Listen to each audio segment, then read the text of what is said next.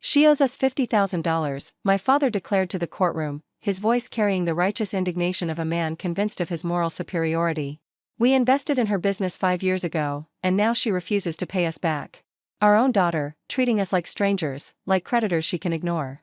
My mother sobbed theatrically beside him, calling me an ungrateful thief who had abandoned the family that sacrificed everything to help her succeed. But why did I stand silently through their accusations without offering a single word of defense? And why did Judge Patricia Morrison suddenly stop reviewing the filing documents with an expression of dawning recognition? Wait. Meridian Tech Solutions. The judge looked up sharply. I know this company. I just signed the regulatory approval yesterday for the state's portion of a major acquisition. She turned to me with undisguised disbelief. You're selling this company for $47 million. The deal closes next week. She glanced between my parents and me. Why is anyone claiming you owe them $50,000 when you about to receive one of the largest tech acquisition payouts in this state's history? My parents' confident expressions flickered. That's impossible, my father said. The company failed. She told us it failed years ago. The company is valued at $47 million, Mr. Whitmore. I signed the paperwork myself. Whatever your daughter told you, this business did not fail.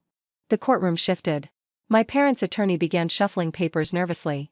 And I finally allowed myself to speak. They're right that I told them the company failed. What they're not telling you is why. My parents had always measured love in transactions. Growing up, every gift came with strings. Every opportunity came with expectations. Every moment of support was logged in an invisible ledger that would eventually come due. We paid for your dance lessons, you owe us respect. We bought you a car, you owe us obedience. We funded your college, you owe us your future. The currency of our family wasn't affection. It was debt. When I'd started Meridian Tech Solutions at 24, I'd been determined to build something entirely my own. No family money, no parental involvement, no transactions that could be leveraged against me later. But starting a tech company requires capital, and banks don't lend to 24-year-olds with nothing but ideas. My parents had offered to invest. The $50,000 had come with conditions I should have anticipated. We're partners now, my father had announced after writing the check. We expect regular updates, quarterly reports, and input on major decisions. It's an investment, Dad. Not a partnership. You'll get returns when the company becomes profitable. We're your parents.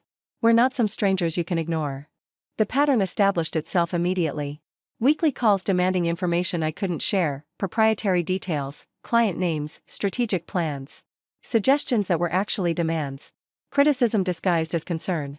You need to fire that developer, he's too expensive. You should pivot to a different market, your approach isn't working. Why aren't you profitable yet? We expected returns by now. They knew nothing about technology, nothing about building companies, nothing about the patience required to create something valuable. But they'd given me $50,000, and in their minds, that purchased unlimited authority over my decisions. The breaking point came in year 2.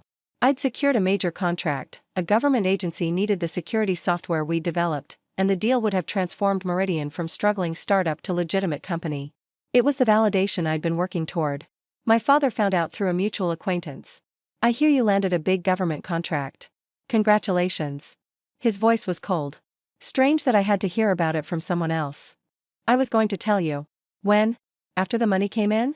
After you'd figured out how to cut us out? Nobody's cutting you out. You're investors. You'll receive returns based on company performance. We're not investors. We're your parents. We're the reason this company exists. And you're treating us like strangers you owe money to. That's literally what you are. You invested $50,000. That's a financial relationship, not a parental one. The call ended badly. Most of our calls ended badly. My parents' response to feeling excluded was to demand more access. They wanted board seats. They wanted veto power over major decisions. They wanted their names on company documents, their presence in meetings, their authority recognized by my employees and partners. We made this possible, my mother insisted. Without our money, there is no Meridian Tech Solutions. Without my work, my idea, my 18-hour days, there's no company either. The $50,000 was important, but it wasn't everything. It was enough that we deserve respect, recognition, partnership. You deserve returns on your investment. That's what we agreed to. We're your parents. We don't need agreements. We need you to remember who made your success possible. The transaction mindset applied to everything. Even their own daughter's achievements weren't really hers, they were products of parental investment, subject to parental ownership. I made a decision that would haunt me for years. I told them the company had failed.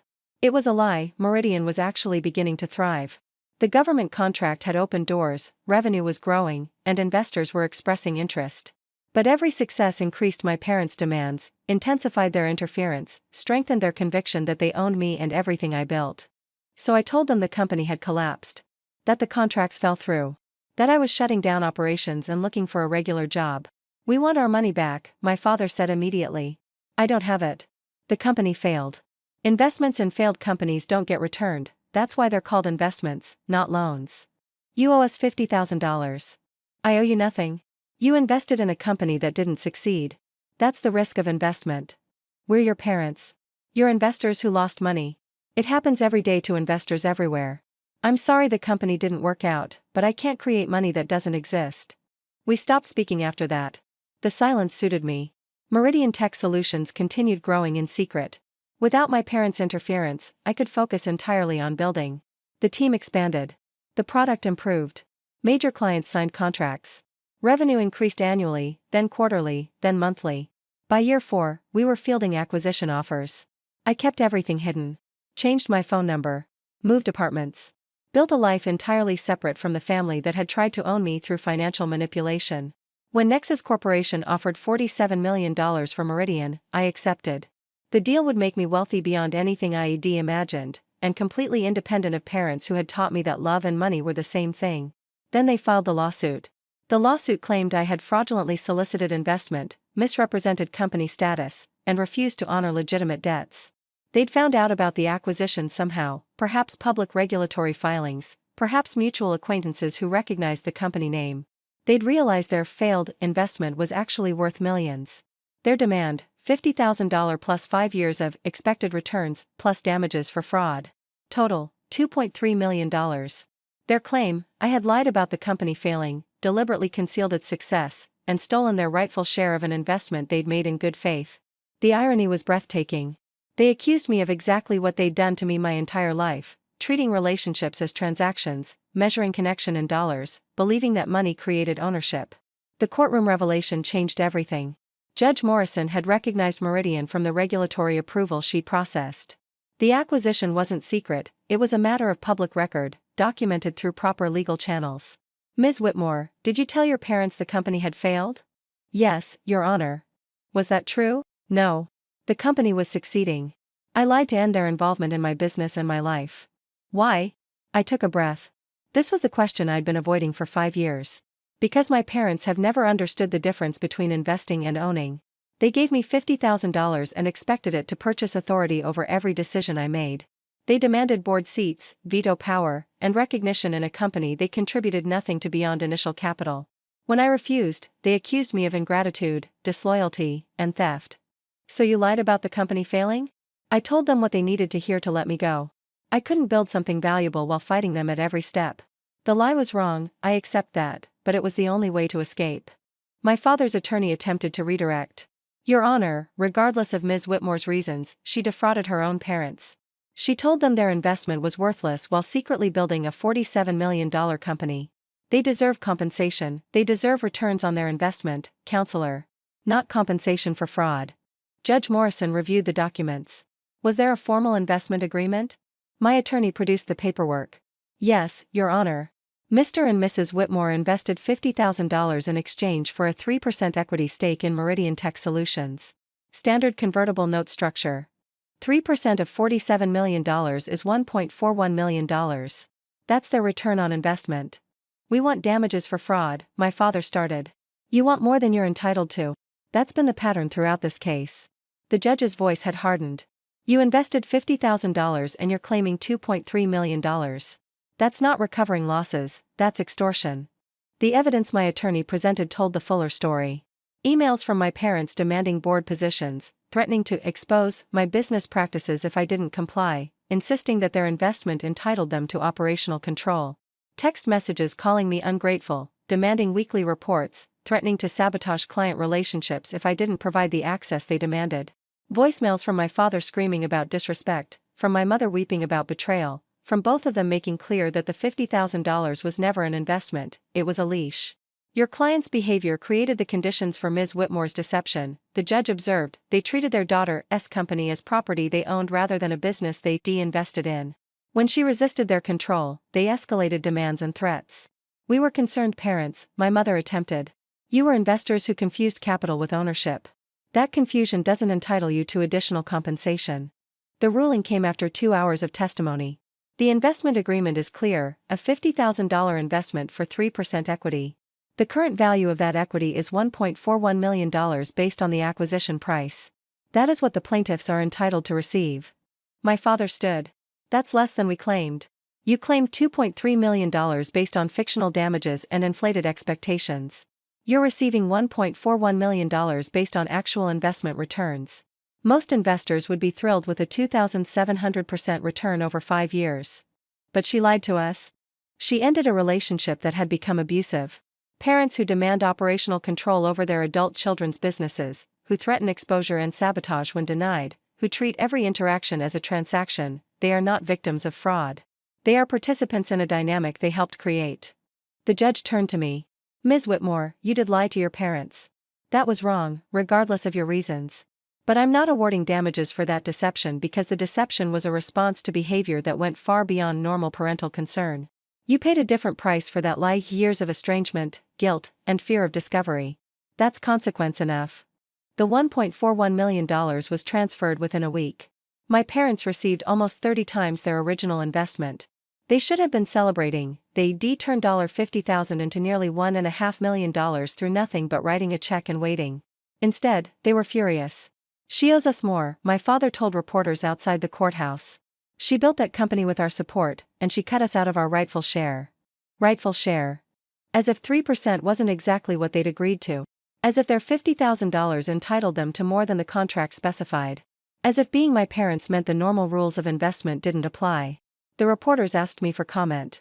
They invested $50,000 and received $1.41 million. That's a 2,700% return. I don't know what else they expected. They say you lied to them about the company failing. I did. I lied because they made it impossible to succeed while being honest. Every achievement was something they wanted to control. Every decision was something they wanted to override. I couldn't build a company while managing their interference. Do you regret the estrangement? I regret that it was necessary.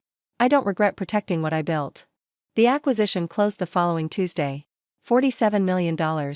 After taxes and the payout to my parents, I retained approximately $31 million, enough to never work again if I chose, enough to fund whatever I wanted to build next, enough to be permanently free of transactional relationships.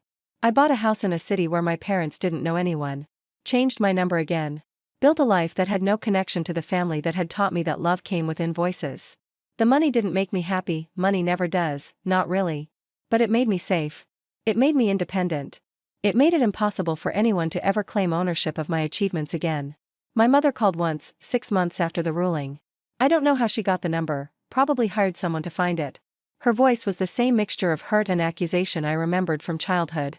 We gave you everything. We sacrificed for you. And this is how you repay us. You gave me $50,000 with strings attached. You received $1.41 million. That's a good deal by any measure. We're your parents. You're people who taught me that every gift is a transaction, every kindness is a debt, every relationship is a balance sheet. I learned that lesson. I'm just applying it. We loved you. You invested in me. Those aren't the same thing, Mom. I spent my whole childhood learning the difference. Can't we start over? Can we have a relationship that isn't about money? I don't know. Can you? Because in 40 years, you've never shown me what that looks like. She cried. I waited. Eventually, she hung up. We haven't spoken since. The Meridian acquisition team asked about my plans at the closing dinner. You're 32 years old with $31 million and no obligations. What's next? Something new. Something mine. Something nobody can claim a piece of because they wrote a check once. That sounds lonely. It sounds free. There's a difference. They didn't understand. People with normal families never understand. They don't know what it's like to have every achievement questioned, every success claimed, every moment of independence treated as betrayal. I'd built something valuable despite people who wanted to own it. The $47 million was validation, but the real victory was simpler. I was finally, completely, irreversibly free. I started a foundation last year. The Whitmore Independence Fund provides grants to young entrepreneurs escaping controlling family situations, people whose relatives treat investment as ownership, support as domination, love as leverage. The applications we receive are heartbreaking and familiar. Daughters whose mothers demand board seats in exchange for startup funding.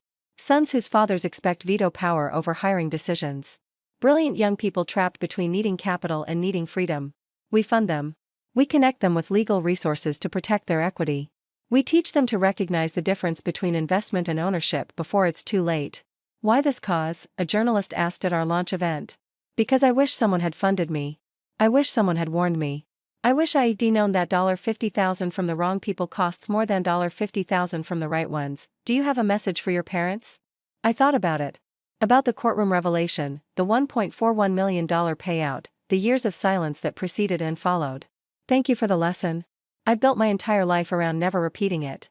They claimed I owed them $50,000. They sued their own daughter for money they'd already made 30 times over. They sat in a courtroom and called me a thief while the judge held paperwork proving their $50,000 investment was worth $1.41 million. And they were still furious. Still convinced they deserved more. Still certain that being my parents entitled them to everything I'd built. The company didn't fail, but the family did, long before I ever told that lie. I just stopped pretending otherwise. They invested $50,000 and received $1.41 million. They expected $47 million and control over their daughter's life.